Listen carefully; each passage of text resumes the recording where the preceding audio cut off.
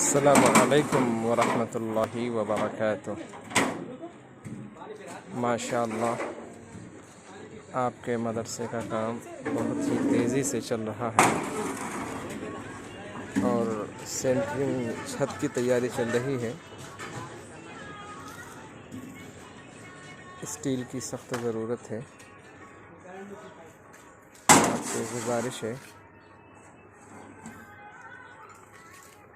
जहाँ तक मुमकिन हो सके स्टील, सीमेंट, कंकर, रेती से मदरसे का ताउन करें। अल्लाह आपको इसका अजर अता फरमाएगा और मजदूरी में भी हिस्सा लेकर सवाबदार हासिल फरमाएँ। जज़ाकल्लाह खैर।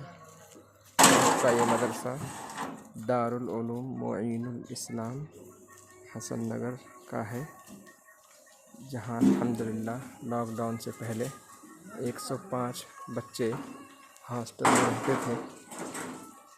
बच्चों को रहने की बहुत तकलीफ़ थी। आप लोगों के ताउन और दुआओं की बरकत से अब तक इतना काम हो चुका है।